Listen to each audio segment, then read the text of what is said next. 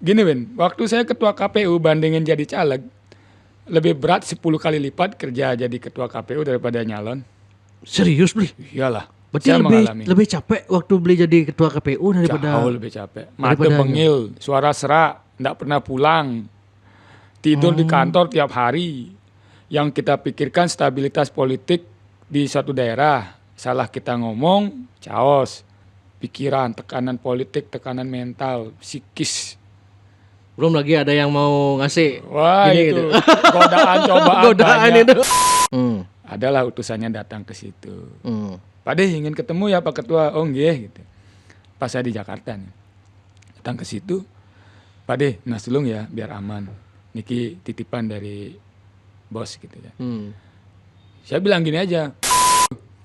Nah, apalagi AWK kemarin saya lihat jengah juga dia kan.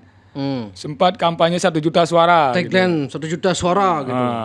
Pendukungnya juga begitu di media sosial saya lihat. Ya, gas AWK 1 juta. tembus 1 juta suara gitu ya. Itu buat saya semakin khawatir juga. Oh itu justru semakin gini juga ya. Berpotensi untuk Kampanyenya AWK 1 juta suara semakin berpotensi kita bisa kehilangan 2. Kenapa gimana hitung-hitungannya? Karena yang misalnya ini kita hitung kasar aja. Saudara kita 450 bagi 2. Kan sampai 200 lebih. Bisa itu kan tembus kan? Ya bisa tembus kalau pembagiannya bagus. Misalnya mereka sudah paham geopolitiknya kan. Oke. Pertarungannya paham nih komposisinya. Ini AWK 1 juta. Kan tinggal 1 juta suara kita. 1 juta bagi 14 berapa? Mau nggak mau, kenapa bagi 14 mau nggak mau semua calon pasti gerilya juga kan? Ya, ya rata-rata pada 80.000. AWK 1 juta, kita ber-14 80.000, saudara kita 200.000. Mereka dapat AWK 1, umat saudara kita 2 kan 3, dan dapat 1 sisanya. Kan 2-2 nih komposisinya. Kan mengkhawatirkan.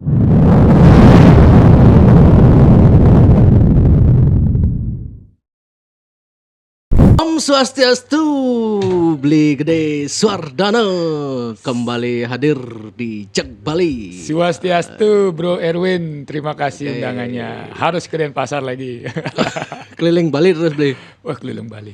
Ada ke Negara, ada ke Kelungkung, ada ke Karangasem. Gila. Berangkat pagi jam 5, pulang nyampe rumah jam 5 pagi. Itu jadi caleg ya, harus keliling mau nggak mau di lapangan udah harus terjun juga Beli ya. Kalau kita serius di pertarungan ini ya harus ulet tahan banting. Istilahnya dulu ngurus KPU aja bisa, masa ngurus diri sendiri nggak bisa. Oke. Gitu kan. Beli, kalau dia mau tanya, berarti nggak bisa kalau seorang caleg itu cuman bermain di udara aja Beli ya. Ini kan dia ada yang menganggap, saya cukup medsos gini. Nggak bisa, meskipun tenar di medsos kita tidak pernah gini. Nggak cukup, Win. Nggak cukup, Win. Karena gini, pertarungan udara itu cukup pertarungan opini. Menggiring opini publik, membangun persepsi. Oh gitu. Tapi yang kita cari kan pemilih. Suara. Kemudian suara. Pemilih itu tempatnya di mana? Di darat.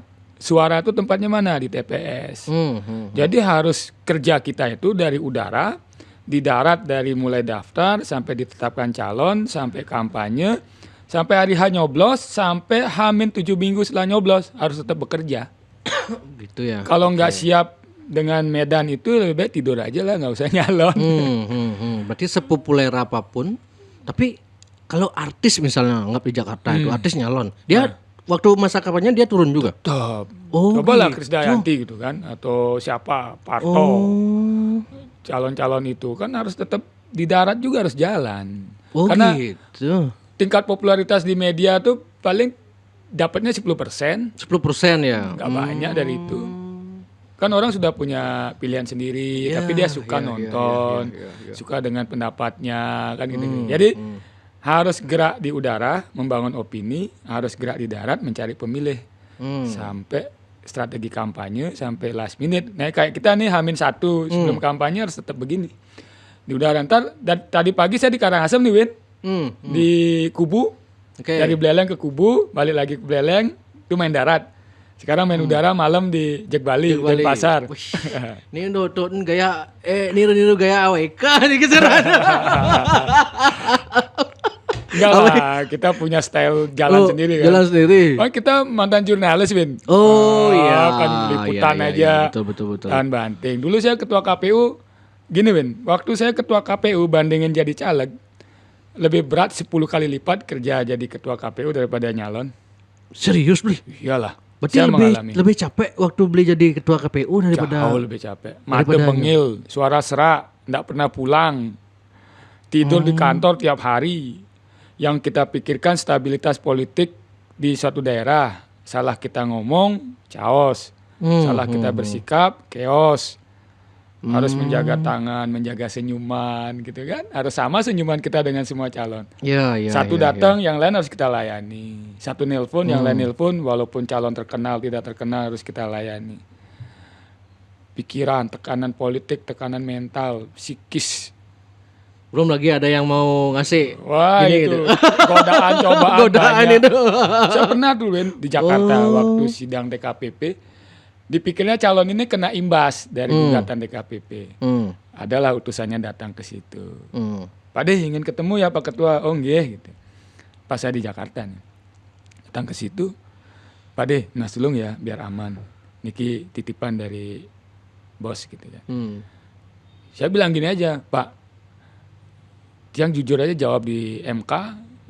Dan saya yakin Pak nggak kena gitu. Ya kalau nggak kena ya bilang nggak kena. Kalau Pak kena serempet ya saya jujur aja menyampaikan sebagai memberikan penjelasan di sidang MK gitu kan. Dan saya yakin Mbak nggak kena kok, nggak usah gini-gini. Tapi ini sudah. Yang bilang waktu itu Win, ya sudahlah, ampure, niki tolong dikembalikan. Nah, nanti kalau suatu saat yang minta tolong sama beliau, suatu saat nanti misalnya, saat itu yang dibantu. Itu Raga ngomong Win. Akhirnya setelah itu Raga telepon calon ini. Pangsi Raga kan di numaannya nah, mulai kan. Iya.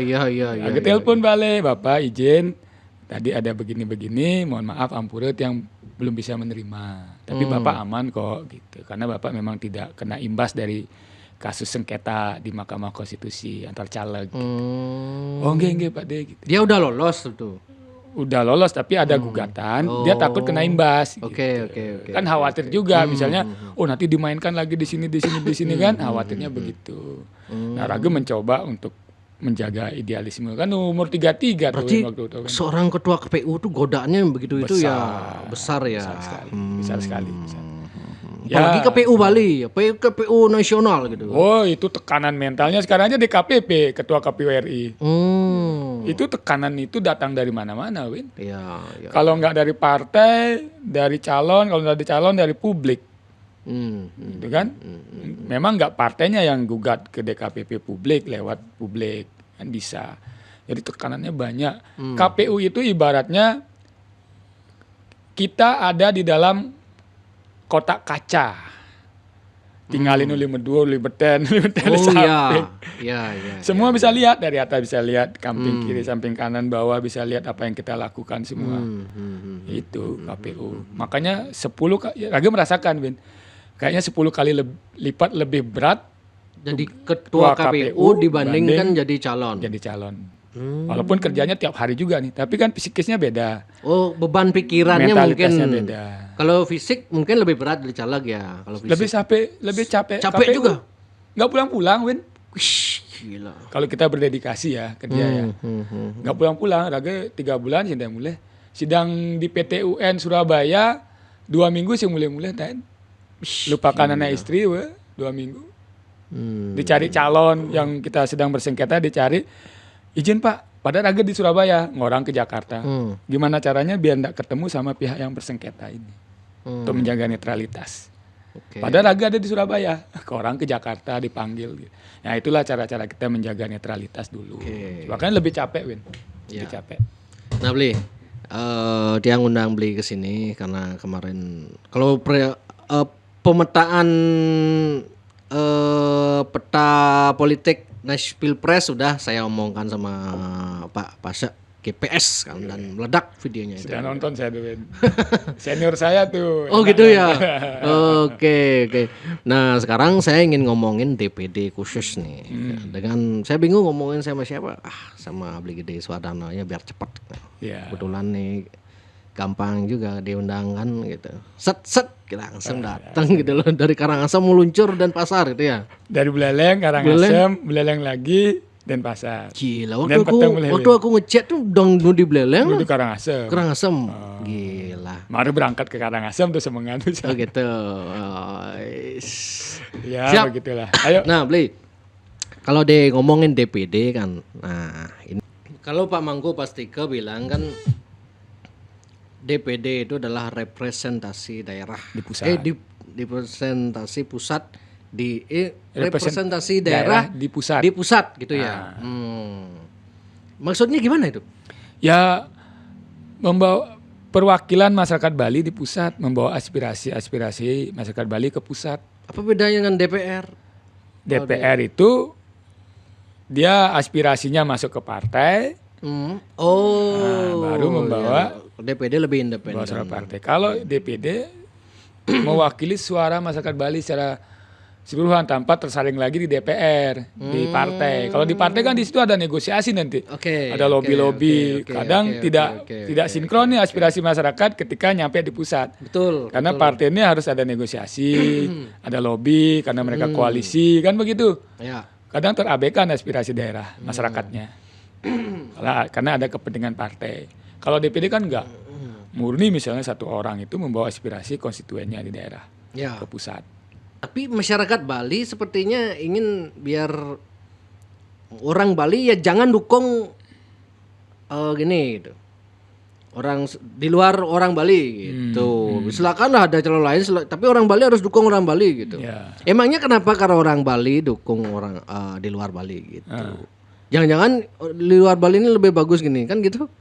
Bisa aja gitu kan? Gimana itu? Ya, artinya pemilih itu punya dasar untuk menentukan pilihan. Satu, kesamaan golongan, kesamaan suku, ras gitu kan. Kemudian selanjutnya aspirasi kita diwakilkan nggak, terwakili nggak oleh calon itu kan begitu. Nah, kan itu menjadi dasar pilihan.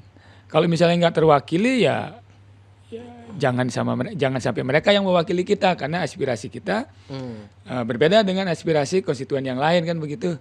Jadi kita berharap aspirasi kita diwakili semua oleh wakil-wakil dari kita semua, dari putra-putri Bali terbaik kan begitu. Karena tantangan Bali kan besar nih kan begitu. Nah, jadinya ya itu sah-sah saja sebetulnya. Bisa sah saja misalnya kalaupun misalnya dari umat lain itu bisa mewakili aspirasi kita ya baik juga, gitu kan. Nah sekarang kan takarannya berapa persen sih?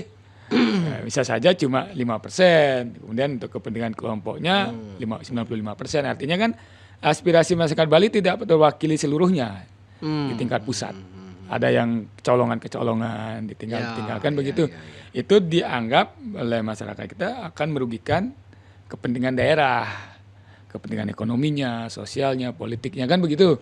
Gitu. Kalau dia melihat sih karena dianggap dia tidak paham bagaimana budaya adat istiadat di Bali, psikologis orang Bali, gimana orang Bali karakternya, terus gimana caranya, iklimnya berkehidupan seperti apa itu kan tidak dipahami oleh orang, sehingga bisa aja bias gitu di pusat aspirasinya kan. Ya itu kekhawatiran yang bisa dimaklumi juga kan gitu. Artinya Bali dengan uniknya, dengan budayanya, adatnya dirasa tidak cukup bisa diwakilkan oleh yang lain. Makanya harus semuanya yang mewakili adalah umatnya sendiri kan begitu. Betul. Karena Bali unik. Mereka akan susah memahami agama kita, budaya kita, tradisi kita yang khas dibanding dengan tradisi yang lain. Mungkin itu yang menyebabkan orang Bali harus fanatik, harus calon DPD harus orang Bali gitu mungkin beliau. Makanya, nah itulah waktu saya sering turun, Win. Aspirasi itu kencang sekali yang seperti itu. Oh gitu. Iya. Ada aspirasi. Saat ini pemilu ini kalau bisa semuanya putra Bali terbaik gitu. Saya datang lagi ke Karangasem lagi begitu. Saya ke Kelungkung lagi begitu. Saya ke Jembrane ada aspirasi maksudnya begitu. Putra di DPD gitu? Ya di DPD. Harus 4-4-nya putra putri Bali terbaik gitu kan. Itu aspirasi ada di mana-mana. Kemudian di media sosial juga kenceng. Apalagi kemarin ada isu saudara saya, sahabat saya nih Beda Karne, yang ya analisisnya kan di situ ada politisasi kan dalam isu itu. Kemudian ada apa kemarin viralnya Turah kan, isu Mewardane mendukung saudara kita Haji Bambang dulu. tahun 2000 berapa duitnya? 19 ya. 2018 kalau nggak salah. 2018. Nah itu kan memancing lagi reaksi publik. Jangan-jangan ini berhasil direbut lagi 2024. Kemarin 2019 kita udah kehilangan satu. Artinya aspirasi kita tidak dibawa seutuhnya kan. Karena kehilangan satu kan.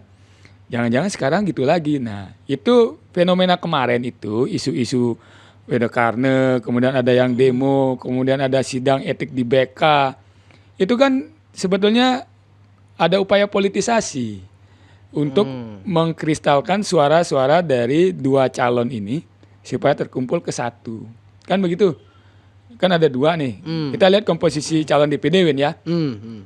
Calon DPD itu ada 17. 17, oke. Dari 17 itu dua saudara kita dari umat muslim. Oh, dua sekarang umat muslim. Ya. DPD. Ya. Haji Bambang sama? Ainun Niam. Oh, Ya. oke. Nah, 15 saudara-saudara kita.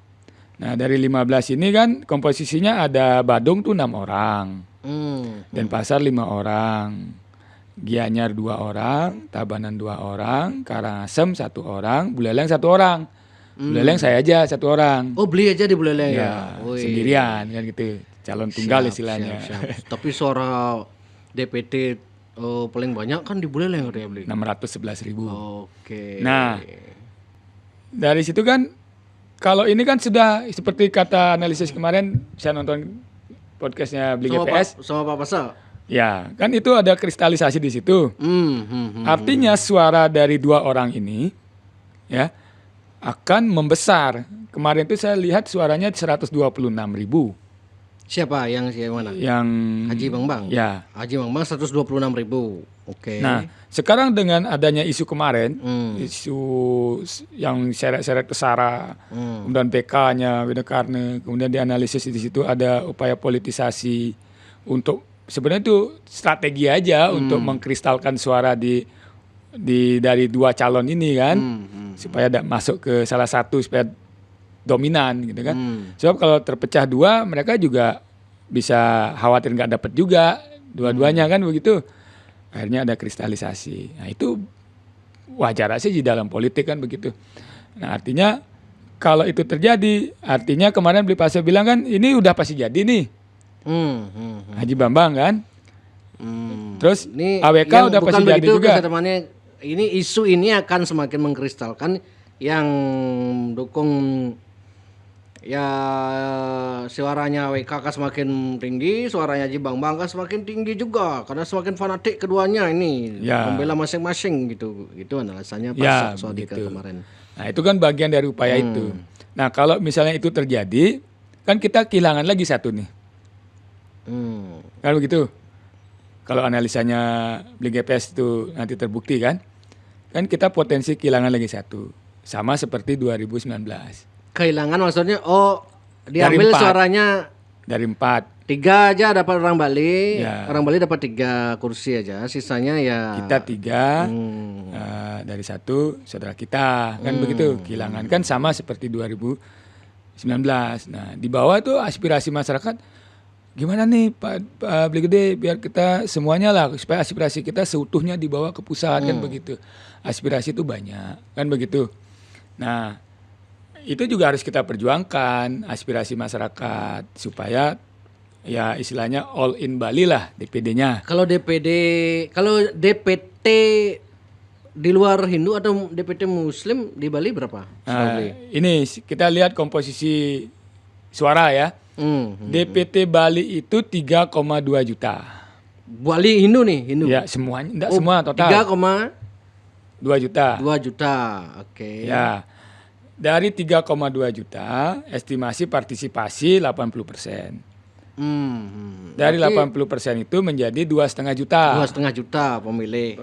Nah, dari 2,5 juta itu kita bagi saudara kita berapa DPD-nya? Hampir 480.000, 450 sampai 480.000. Sisanya kan kita hampir 2 juta. Ya, Yang ini 450 bagi 2 calon, kita 2 juta bagi 15 calon. Nah, kira-kira gimana? Katakanlah AWK sudah besar. Katakanlah dia berjuang 1 juta atau tetap 700 misalnya. Kan tinggal 1,3. 1.300.000. 1.300.000 bagi 14 berapa? Kan 100.000. Nah, sedangkan yang 2 480.000 bagi 2 hampir 200.000.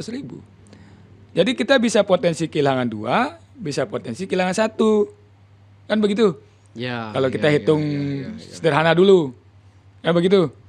Nah, apalagi AWK kemarin saya lihat jengah juga dia kan. Sempat kampanye 1 juta suara. Tagline gitu. 1 juta suara gitu.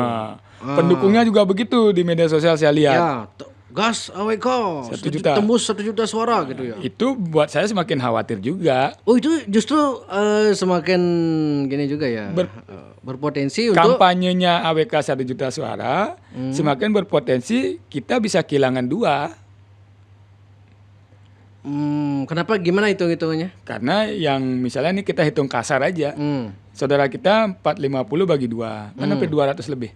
Bisa itu kan tembus kan? Ya bisa tembus kalau pembagiannya bagus. Misalnya mereka sudah paham geopolitiknya kan. Pertarungannya paham nih komposisinya. Ini AWK 1 juta, kan tinggal 1 juta suara kita. 1 juta bagi 14 berapa? Mau nggak mau, kenapa bagi 14 mau nggak mau semua calon pasti gerilya juga kan? Ya, ya rata-rata pada 80.000. AWK 1 juta, kita ber-14 80.000, saudara kita 200.000. Mereka dapat AWK 1, umat saudara kita 2 kan 3, dan dapat 1 sisanya. Kan 2-2 nih komposisinya. Kan mengkhawatirkan. Mengkhawatirkan dari sisi kepentingan keterwakilan aspirasi Bali di pusat. Kan begitu? Gitu ya. Nah, itu kan akhirnya melihat komposisi itu. Nah, aspirasi masyarakat kan beda, Win. Kalau bisa 2024 ini semuanya lah kita gitu kan, supaya aspirasi kita terwakili semua. Apalagi melihat kemarin Widokarno diberhentikan, gitu kan? Ya. Isu-isu sensitif keluar semua kan dalam upaya permainan politik ini kan. Nah, kekhawatiran itu makin besar. Saya tadi ke Karangasem tadi pagi juga masyarakat bilang, gede gimana nih biar kita bisa nih semua. Nah, saya berikan pemahaman ya kita harus cerdas semua, pemimpin kita, calon-calon kita, masyarakat harus cerdas, harus berstrategi, jangan hanya ngomong aja bahwa kita harus rebut semua gitu kan, tapi nggak ada yang bergerak, calonnya nggak bergerak, tokoh-tokohnya nggak bergerak, akhirnya suat pemilihan hilang 2 atau hilang 1, baru mau pangenan kan. 2019 kan begitu ceritanya, nggak ada yang berjuang. Ada upaya di akhir tapi nggak solid ya, kehilangan kan 1, baru menyesal kan begitu. Nah sekarang kan keinginan masyarakat jangan sampai begitu lagi, agar aspirasi Bali yang unik khas ini diwakilkan semuanya di pusat kan begitu. Nah untuk itulah saya, ini kayaknya saya sebenarnya gini nih Win, Ragen ini berjuang untuk berupaya agar calon DPD itu dikit sebetulnya. Karena Ragen kan ketua KPU dulu, tahu kan. DPD itu tahu dari start sampai finish, saya tahu medan tempurnya gitu. Aturan-aturan mainnya saya tahu kan. Ya dulu saya berharap agar calon DPD itu minimal maksimal 10 dari kita. Kan begitu. Nah saya sempat setelah verifikasi faktual kan sudah mulai DCS tuh, daftar calon sementara. Sebelum DCT saya sempat ngomong ke beberapa calon, Pak, gimana kalau kita sebelum DCT, ayo kita hitung-hitungan nih, potensi enggak, kalau enggak potensi mundur aja sebelum DCT, gitu kan, supaya jumlah calon kita di surat suara dikit, sehingga terpecahnya enggak banyak, gitu kan, nggak ada yang bersedia, karena ya wajar juga kan, saya juga nggak bisa neken kan, semua karena pasti mereka pede gitu. Oke lah, karena semua masih punya hitung-hitungan sendiri, punya optimisme, wajar lah, semua saya juga punya optimisme kan. Oke, peluang itu lewat sekali kan gitu. Nah kemudian sekarang udah DCT, udah kampanye mau selesai, udah mau pemilihan. Sekarang ada isu Wede Karna diberhentikan, kemudian ada isu Turah Kusumawardana mendukung calon dari umat kita yang lain, itu kan semakin sensitif tuh. Akhirnya kekhawatiran, ketakutan kita kehilangan lagi makin besar kan. Nah, untuk itulah saya sebagai anak muda berusaha kemarin tuh nelpon beberapa teman Win, calon DPD. Oke, kemarin kita sudah jalan nih, keliling kemana-mana, nyari dukungan kemana-mana. Sekarang hitung peluangnya berapa persen dapat. Nyampe nggak minimal 150.000 bilang gitu. Kalau enggak, ayo kita bawa deh suara kita ke calon-calon yang potensial. Caranya gimana? Ya kita kumpul aja, ikrar aja bahwa ya saya sudah merasa begini bla bla bla, dukungan saya limpahkan ke calon ABC yang dianggap potensial. Itu kan lumayan untuk menggiring pemilihnya dia memilih yang potensial. Sehingga suaranya terkumpul ke sedikit orang. Kan gitu. Artinya tidak terpecah banyak suara kita. Dan Wede Karna saya minta jangan lagi kampanye 1 juta. Artinya tidak ideal untuk diutarakan sekarang. Di tengah aspirasi masyarakat Bali yang pengennya all in Bali DPD-nya kan begitu. Ya obsesi itu hilangin dulu deh gitu. Kan dulu di awal Wede Karna pernah bilang mau bagi suara tuh. Pernah bilang gitu sama Bli? Nah, di media pernah. Saya ketemu Wede Karna pernah. Saya ini termasuk calon yang bisa masuk kemana-mana, Win. Ketemu Wede Karna bisa. Ketemu Mbok Lo Jelantik bisa. Ketemu Bli Rai Mantra bisa. Nelponan dengan Pak Gredeg, senior saya juga bisa. Dengan calon-calon yang lain saya juga komunikasi. Ini saya dapat bocoran hasil survei DPD ini ya. Ini ada 5 besar nama yang saya dapat lah. Yang dari nomor urut lah gitu. Tapi saya nggak hafal nomor urutnya. Siapa Atau itu? tapi Bli masuk salah satu 5 besar ini Bli. Di 5 besar ini ada AWK, Lo Jelantik, Bli Gede Suwardana, terus Pak Gredeg, AWK, Lo Jelantik, Bli Gede Suwardana, Gredeg, dan lagi satu siapa ya kalau nggak salah. Tadi saya omongnya siapa Bli? Yang hadir podcast kemarin. Oh, Rai Mantra. Ya, itulah. Gini ya, nama-nama yang disurvei, tapi survei popularitas gitu kan. Yang saya dengar-dengar, saya kan sering gaul-gaul dengan kan, ngobrol-ngobrol dengan politisi kan, ganti-ganti ke sini itu.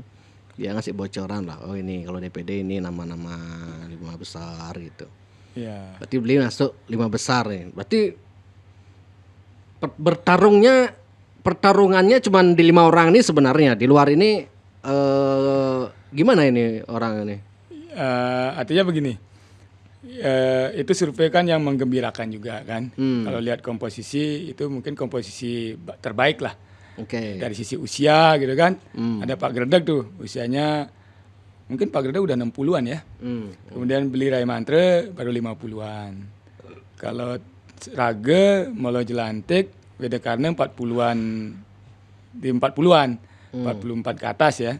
Artinya kan yang muda dapat, yang matang dapat, yang senior dapat. Artinya komposisinya baik lah. Astung Karna kalau memang itu begitu sesuai dengan hasil pengamatannya Bli Erwin kan. Tapi kan ini 5 orang. Berarti karena yang dicari kan 4. Nah, dengan potensi yang Beli katakan tadi analisa ada saudara kita yang memang potensi 1, berarti cuman bertarung 3 gini aja berarti dong. Lagi nyari lagi 3. Ini pertarungannya 5 orang ini nyari kursi 3 ini berarti kan? Ya. Nyari 3 besar ini kan? Ya. Nah, berarti pertarungannya nanti di TPS berarti Beli ya. Oke. Gini, kalau memang surveinya begitu ya, ini kan artinya sejalan dengan apa aspirasi masyarakat. Kalau bisa all in Bali, kan gitu DPD-nya, all in putra putri Bali terbaik, kan begitu. Sejalan juga. Kemudian di medsos saya lihat juga sudah mulai ada mengkerucut ke mirip-mirip yang Bro Erwin bilang itu. gitu di medsos saya udah mulai lihat juga kan. Nah, artinya itu sebetulnya menunjukkan indikasi bahwa suara pemilih Bali di DPD itu sudah mulai mengkerucut juga. Yang ini mengkristal dari 2 calon ini, yang kita juga mengkristal ke 5. Nah itu kabar baik juga sebetulnya. Nah sekarang kan kita tinggal bedah nih, Nah artinya aspirasi masyarakat sejalan dengan hasil survei itu, sejalan dengan upaya kristalisasi dukungan pemilih, kan begitu. Nah sekarang kan kita bedah nih potensinya masing-masing ini, kan begitu. Misalnya siapa dari nomor terakhir misalnya kita urut, siapa nomor terakhir yang tadi itu siapa? Raimandro. Nomor terakhir saya nggak hafal nomor urutnya. Ya, yang bilang ya. Yang jelas. Sebut nama dulu Win, siapa Win? Kalau AWK lah. 17. AWK nomor 17. Ya. Oke. Terus yang populer-populer Lo Jelantik. nomor 15. Lo Jelantik 15. Terus ada Raimandre 5. Beli Lagu 4. Beli nomor 4. Ya, Beli Raimantre 5. Oke, Raimandre lagi satu ya. Pak Gredeg Gerdag ya. berapa ya? 10 apa 11 saya lupa. Nanti tak lihat dulu. Ya. Nah, oke. Kalau saya ditanya Acak, ada orang nanya Acak, siapa calon DPD yang anda kenal? 1 AWK, 2 Lo Jelantik, 3 Kades Wardana. Gitu ketawa. Itu namanya. Itu cara surveinya gitu. Nah. Siapa calon DPD yang anda ketahui di Bali? Itu namanya survei top of mind kalau yang itu. Erwin bilang. Itu top of mind. Ya, siapa yang paling ingat di kepala orang? Yang survei top of mind itu ada di politik, ada metodologi gitu, Win. Siapa yang seperti Erwin bilang tadi? Lalu saya lihat Pak Gredeg ya, nomor berapa ya? Pak Gredeg nomor 11. Pak Gredeg nomor 11 ya? Ya. Nah itu. Nah dari komposisi itu, nah ini sebenarnya kabar baik Win ya, mudah-mudahan kan begitu, atau tidak menutup peluang calon yang lain kan begitu. Masih ada Bli Wisne, masih ada Pak Mertajiwe yang calon. Banyak ya? Banyak. Oh iya. Terus masih ada anaknya Bli Demer gitu kan. Nah sekarang kan begini Win, saya juga sebagai calon yang paling muda, saya ini sebetulnya ingin berusaha agar aspirasi masyarakat Bali itu terwujud. Saya sedang membangun komunikasi dengan banyak calon DPD ini. Ayo dong, kalau kita merasa nggak kuat, nggak potensial, ayo dong kita konsolidasi suara, bawa kemana, entah siapa aja lah, terserah. Yang penting pilih yang terbaik gitu kan. Tapi ke sedikit orang, 5 atau 6 orang. Emang bisa gitu? Ya kan upaya. Nggak, maksudnya Upaya itu ada. Itu bisa dilakukan pasca pemilihan atau sebelum pemilihan? Sebelum pemilihan harusnya. Harus masing-masing calon tentunya udah punya survei sendiri kan, Sudah pasti punya kan? estimasi sendiri. Estimasi sendiri lah. Dapat berapa, Kalau memang dapat berapa. merasa gini kita sudah tidak memungkinkan, koordinasi sama yang potensial gitu maksudnya. Maksudnya begitu. Oh, mau nggak ke kandang saya gitu? Ya, nanti aspirasimu kita perjuangkan. Sini gitu. Ya, kan itu komitmennya. Saya sudah keluar modal segini, kamu mau bayar saya segini? Itu jangan. Benar tuh. Di Japan jangan-jangan ada gitu kan, bro. Rago mau keluar mana asal sing manoknya mai ajak ke kandang-kandang rago gitu.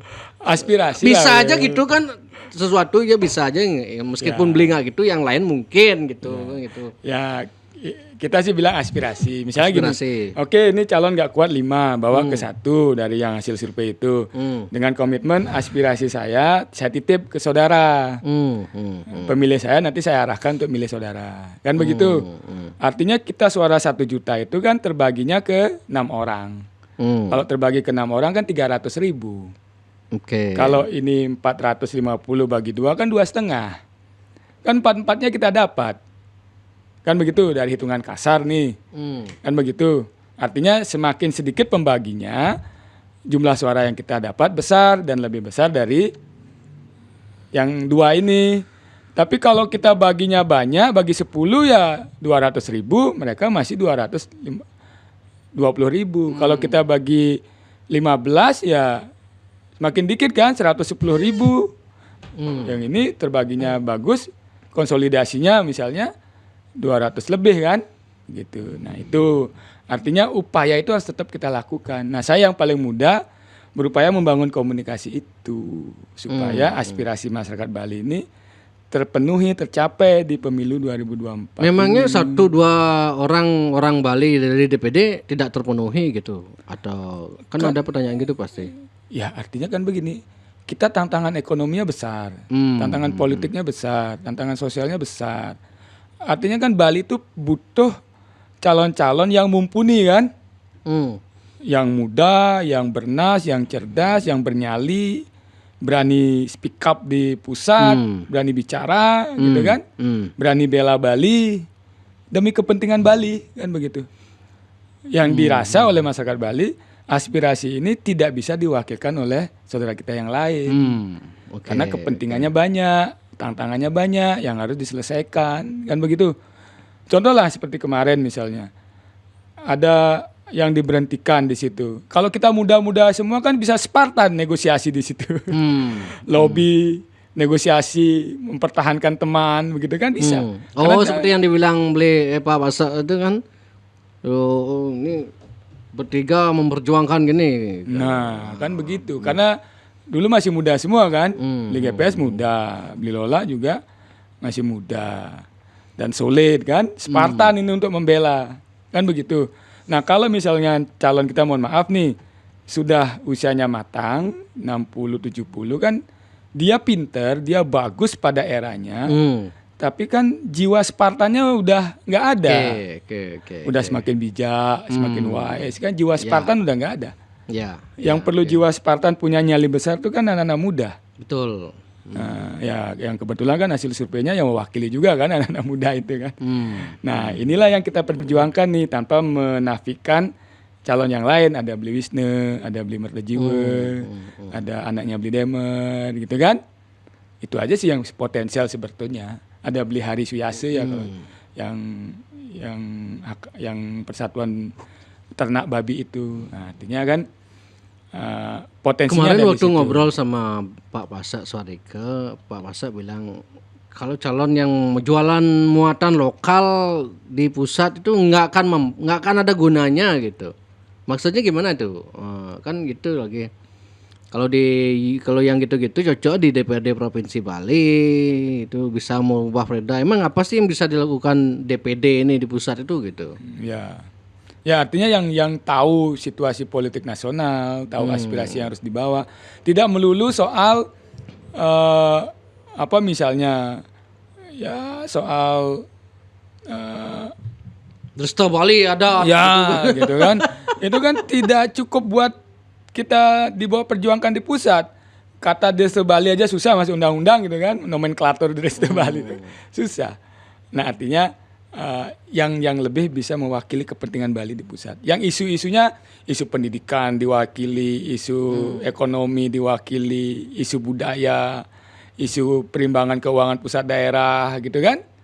Perjuangan-perjuangan Bali, misalnya ada keinginan otonomi misalnya untuk khusus untuk Bali, itu kan yang calon yang punya kemampuan dan berani untuk bicara itu di pusat. Kan begitu yang dibutuhkan kan begitu. Nah maka dari itulah ini perlu nih strategi, jangan asal yani kan gini Ben, Pangnak Bali Mekejang, tapi upaya itu nggak pernah ada, nggak pernah ada diskusi, nggak pernah ada. Tapi kalau saya melihat beli bilang begitu, upaya itu nggak pernah ada. Ya ngapain gue ngurus-ngurus ini, udah jadi caleg, uruslah dirimu sendiri gitu. Pasti masyarakat, karena kebanyakan gitu kan. Ya. Maksud beli upaya dari siapa? Gitu. Upaya dari kita semua, dari tokoh-tokoh masyarakat kita, kemudian para calon, dari tokoh-tokoh partai politik juga kan. Kita maju ini kan bukan untuk kepentingan pribadi, bukan untuk cari jabatan, kan begitu. Tapi kepentingan Bali. Kalau ngomong kepentingan Bali ya harusnya kita berbicara soal Bali.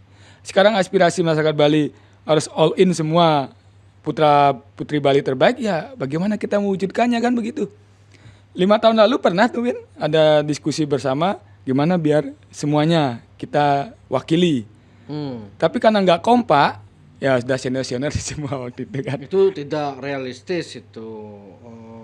Karena di lapangan itu menganggap wah ini mereka ngitungin gitu karena dianggap masyarakat masih banyak yang apatis kan di lapangan itu. Gitu. Sekarang keinginan masyarakat tuh ada. Nah, sekarang kan tinggal mendidik masyarakat nih. Gimana caranya perjuangan itu bisa berhasil. Kan begitu. Nah, saya sudah punya keinginan bertemu dengan yang lain gitu kan. Supaya dapat nih aspirasi masyarakat terpenuhi kan begitu. Sekarang kan ini yang harus kita sampaikan kepada publik. Nah, caranya apa? Saya punya beberapa ide gitu kan. Ada nggak caranya misalnya kalau di TPS itu ada caranya? TPS nggak bisa. Nggak bisa. Masa nyan suaranya Wede Karne di TPS, oh ini mah 1 juta nih pindahan mai.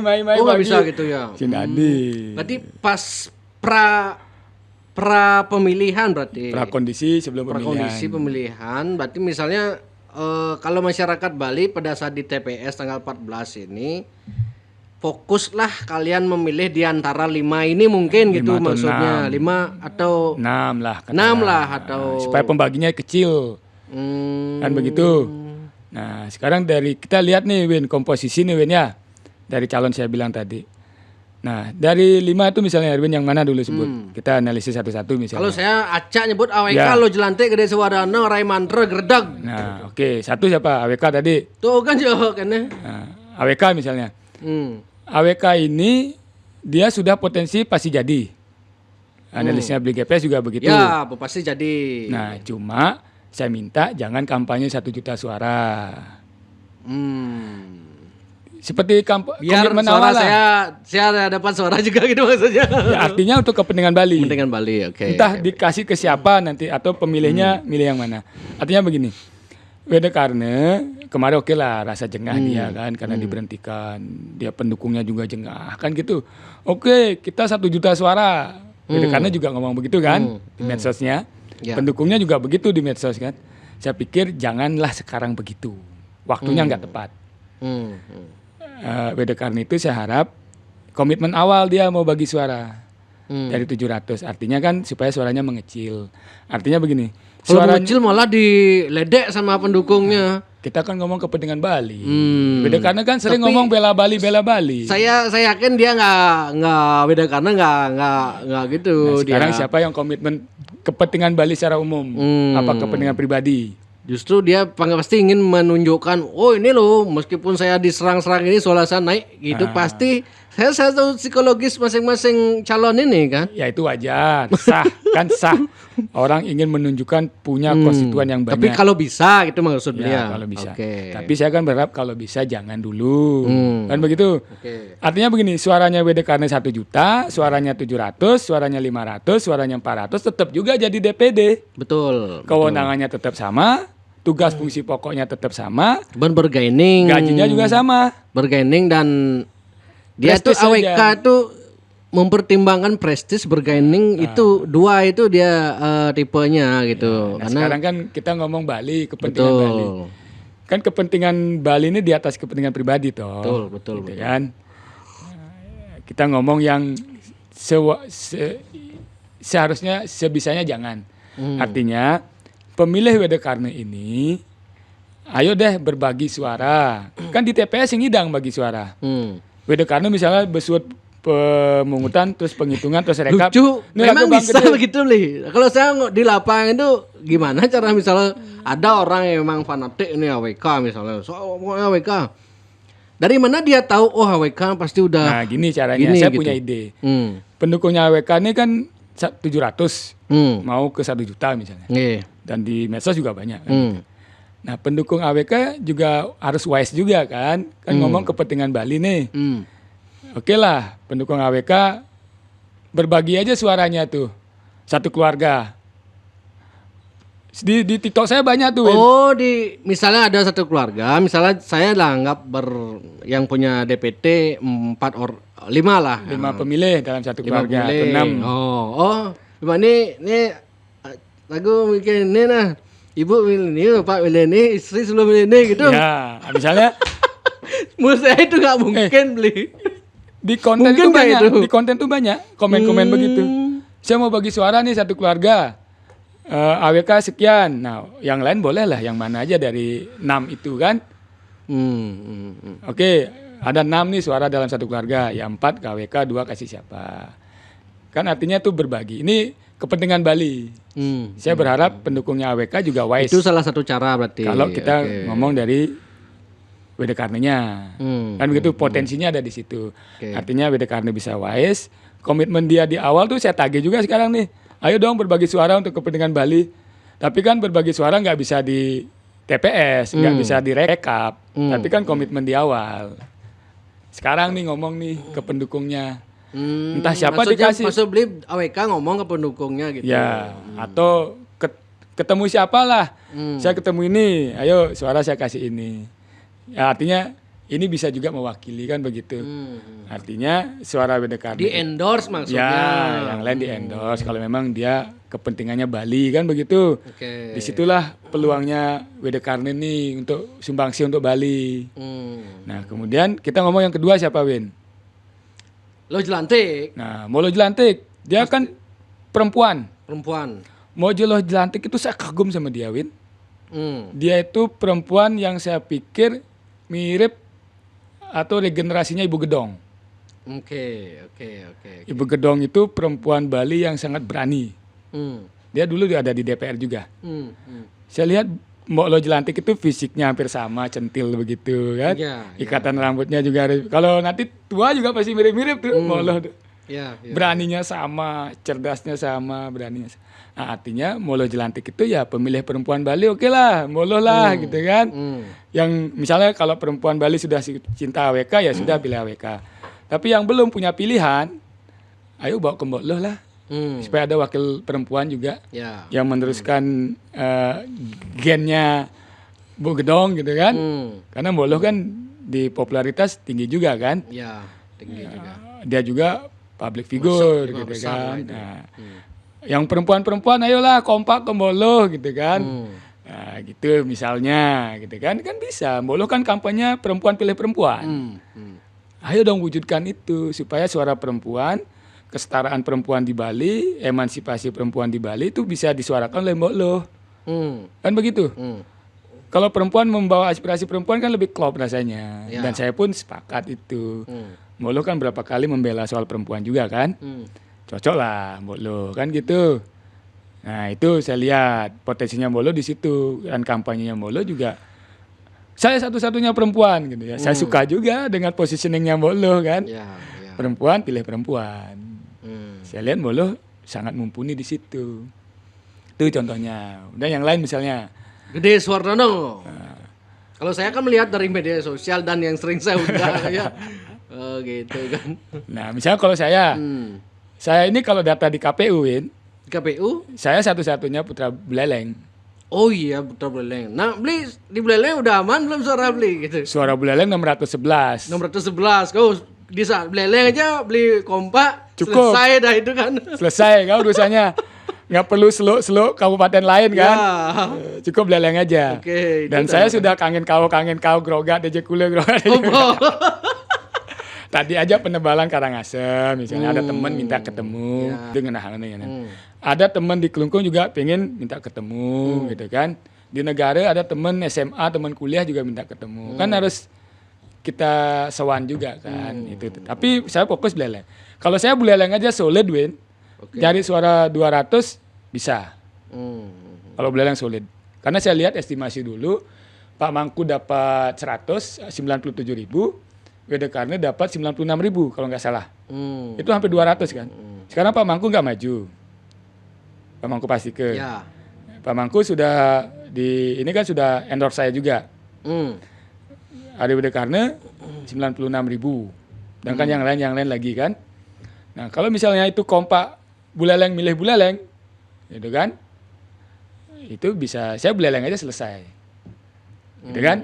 Itu kalau saya. Kalau boleh tahu, kalau di masyarakat di pedalaman Buleleng itu ada yang nonton podcast Jack Bali nggak ya? Jack Bali kan terkenal Win. Desa Ragede menyalin awang Jack Bali. Gitu kan. Oh gitu.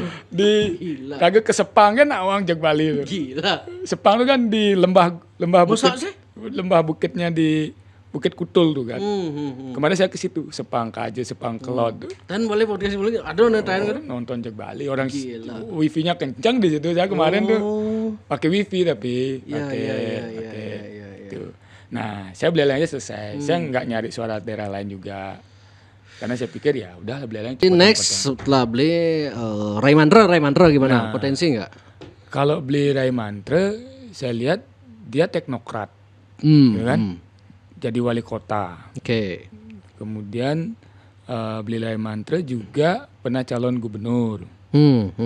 Artinya beli Ray Mantra ini dari sisi usia juga 50-an. Artinya kan masih energik. Kemudian wise kan. Pengalaman teknokratnya tinggi, jam terbangnya tinggi.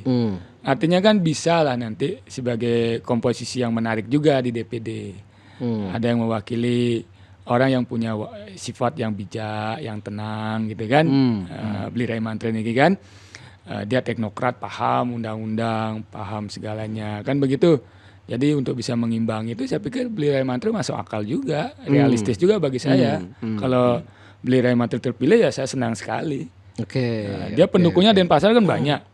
Kayak beli Ray Mantra Denpasar udah selesai juga. Kalau kompak Denpasar ya. Tapi saya lihat juga beli Ray Mantra bergerak kemana-mana saya lihat juga. Kemarin waktu beli Ray Mantra jatuh saya juga besuk. Oh, Ragana. sempat besuk ya. Besuk beli Ray Mantra di Renon. Oke. Ya kita diskusi lah di situ segala macam. Artinya saya salut juga sama beli Ray Mantra. Artinya sebagai teknokrat bisa menjabatani kita urusan-urusan teknokrat misalnya begitu di DPD ya nanti. Saya pikir beli Ray Mantra realistis lah. Nah misalnya lagi setelah Ray Mantra, siapa tadi bilang Gerdag, Pak Gerdag. Pak Gerdag saya pikir 11-12 sama mantan Bupati Karangasem ya Pak Gerdag. Mantan Bupati Karangasem. Dulu pernah di DPD Pak Gerdag? Enggak ya? Enggak kayaknya. Oke. Pernah maju DPR kayaknya. DPR RI ya. Tapi enggak masuk. Kayaknya enggak deh. Oke. Pak Gerdag ini mantan bupati. Dia juga teknokrat, politisi juga. Saya pikir kemampuannya hampir sama dengan beli Ray Mantra. Tetapi kan begitu mau nampuran niki. Kita kan butuh yang muda-muda nih yang energik. Pengalaman kemarin kan ada Pak Anagung Gede Agung, Bapak Mangku Pastike, teman AWK.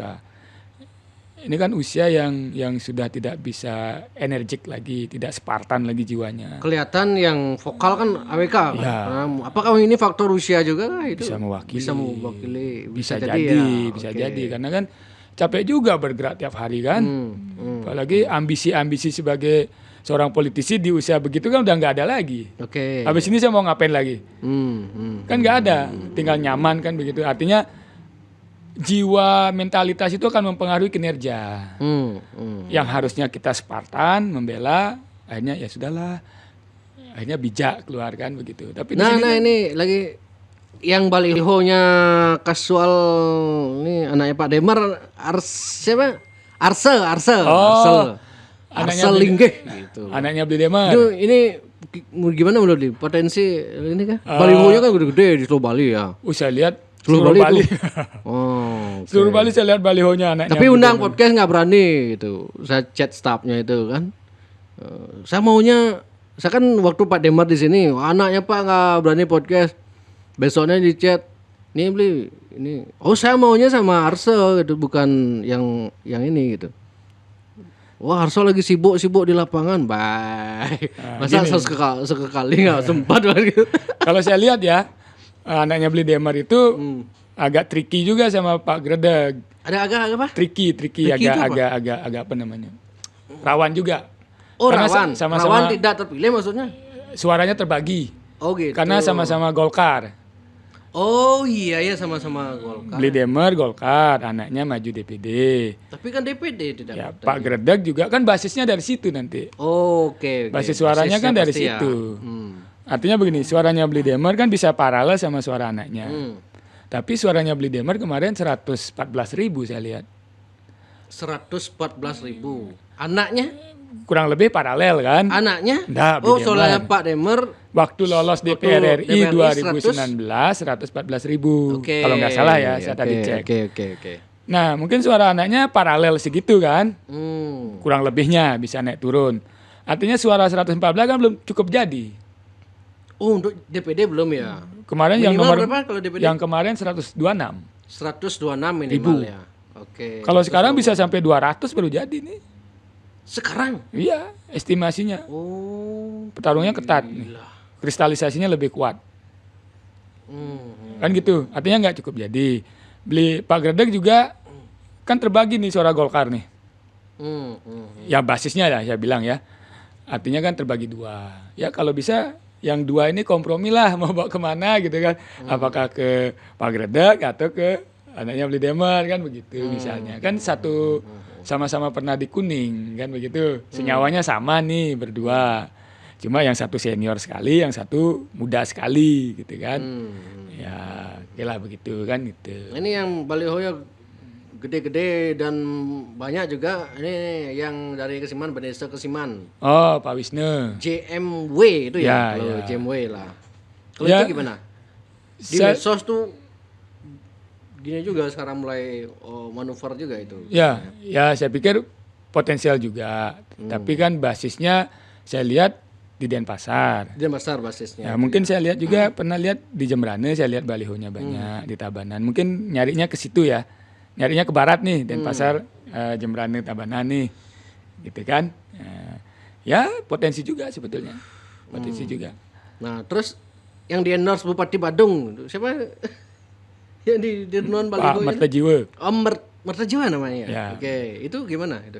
Kenapa saya bisa tebak? Karena di balihonya ada Pak GP. Giri Prasto. Ya, di beberapa baliho saya lihat. Oke, Di Belalang juga ada. Tebak maksudnya tebak gimana? Tebak bahwa dia di endorse GP. Ya udah pastilah kalau udah barengan gini kan. Ya, artinya dia juga saya lihat potensinya tuh Bangli sama apa ya? Sama Badung ya. Bangli sama Badung. Kalau GP ya Badung kan gitu. Dia juga katanya sih dari Kintamani. Kan gitu. Ya, artinya begitu. Nah, artinya potensi juga ada. Tapi dia masuk survei nggak, Win? Kalau pengalaman Erwin? Nggak ya? Kalau yang saya dapat bocoran kan 5 itu aja tadi. AWK lo dilantik beli Pak Raymandre Gredeg gitu. Nah, ini singkat Win, terakhir ya. Dengan komposisi itu, kan begini, lihat calon nih. Mbok lo perempuan, saya Buleleng, beli Raymandre Denpasar kuat. Pak Gredeg di Karangasem juga kuat. Nah, dari data di KPU, saya ngambil data KPU nih. Jembrane nggak ada calon. Jembrane tidak ada calon, oke. Bangli nggak ada calon. Kelungkung nggak ada calon. Nah, untuk mencapai supaya all in Bali, saya sederhana aja ngomong nih. Gimana kalau pemilihnya di Jembrane, pemilihnya di Bangli, di Jembrane, Kelungkung dan Gianyar. Jembrane, Kelungkung dan apalagi satu yang gak ada calon. Jembrane, Kelungkung,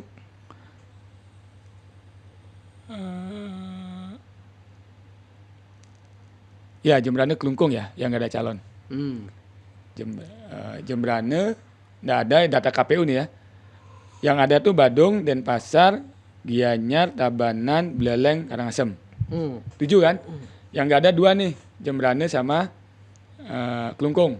Nah, pemilih Jembrane Kelungkung ini satu keluarga bagi 6 aja. Kan? Daripada bingung belum ada pilihan. Misalnya yang di Jembrane nih belum ada pilihan ke Mbok Loh, belum ada pilihan ke Pak Gredeg, ke Pak Raymandre, ke Widekarne, ke Tiang, ke yang lain. Udah bagi 6 aja, satu keluarga atau satu kakak gitu kan. Ya udah bagi 6, enggak pusing kan. Nih si A nyoblos nih, si B nyoblos nih, nyoblos nih kan gitu. Kelungkung juga begitu. Kan artinya terkonsentrasi ke 6 atau 6 orang atau 7 orang. Artinya kan suara 2 juta itu dibagi sedikit orang. Itu tidak realistis menurut saya beli kalau yang emang sih bagi bisa, gitu. tapi kan karena masyarakat gitu. Itu masih apatis lah. Mereka itu sibuk gitu nggak ya udah TPS yang kalau di saya ya nggak pernah gitu sih, nggak tahu di tempat lain bisa, mungkin kalau memang mau seperti yang beli katakan tadi itu salah satu cara gitu maksudnya beliau. Salah satu harapan kan begitu ya. Masyarakat kita itu kadang tidak nyoblos DPD, banyak yang nggak nyoblos DPD. Pengalaman beliau jadi sebagai ketua KPU. Yang nyoblos presiden itu full, nyoblos DPRD kabupaten full dalam satu TPS. DPD provinsi semakin berkurang orang nyoblos. surat suaranya masih yang dicoblos, DPR RI surat suara yang coblos makin sedikit, dan DPD banyak yang nggak dicoblos. Nah ini. Karena nggak tahu pilihannya siapa. Betul. Saya juga gitu dulu kan. Nyoblos DPD. Dulu pernah gitu. Yang nggak ada coblos. Lu bingung dulu. Sebelum ada dulu sebelum era waktu masih SMA tapi belum. Jadi kan tidak ada yang bisa mengambil perhatian gini kan. Ya. Banyak sekali suara DPD yang tidak dicoblos di satu TPS. Itu karena apa? Satu, pemilih kita nggak tahu siapa yang dicoblos. Dua, mereka acuh, nya coba DPD bang, kan? Bang, bo gitu, betul. Jeknya aja menaik, terus tiba-tiba hilang sih, mau pangenan gitu kan. Nah, sekarang kan kita mesti berikan kesadaran. Wahai pemilih Bali, wahai pemilih kita, saudara-saudara kita, datang ke TPS, coblos DPD-nya. Coblos presiden dulu, baru DPD dulu, biar ingat, biar kecoblos di DPD-nya, baru kabupaten, jangan lupa provinsi dan RI. Nah, maksud saya lagi tuh kan pang masyarakatnya semua nyoblos daripada bingung. Satu keluarga bagilah 4 ini, bagi 5 aja gampang kan? Daripada nggak dicoblos, suara kita hilang. Hangus tuh suara kita. Kalau nggak dicoblos itu ada nggak potensi dimainin itu boleh? Pasti. Ada peluang, ya. Bukan peluang, pasti. Berpeluang. Biar nggak salah. Dimainkan peluang itu yang ada. tidak misalnya dicoblos itu. Oh, oke. Peluang itu ada. Nah itu semeton ya. Jadi kalau semeton tidak coblos berpotensi dimainkan. Berpotensi gitu ya. untuk disalahgunakan. Salahgunakan maksudnya ya. Oke, siap. Oke, beli, sukses semua beli. Nanti kita ada lagi yang beli hal gini? Sudah, Win. Sudah cukup. Oke. Ya, tetap semangat pokoknya untuk Beli Gede sebagai newcomer gitu dalam tapi dalam konteks politik Beli bukan newcomer kan, pelaksana dulu. Cuman sekarang beda. Gini positioningnya dulu pelaksana. Sekarang pemain gitu. Oke. Ya, itu demi Bali lah, Win. Jadi siapapun nanti yang terpilih, harapan saya sesuai dengan harapan masyarakat, all in DPD Bali, siapapun yang terpilih kita dukung sama-sama. Semoga membawa aspirasi Bali. Oke, sukses semua nih, Ke. Terima kasih. Kita tutup Om Santi Om.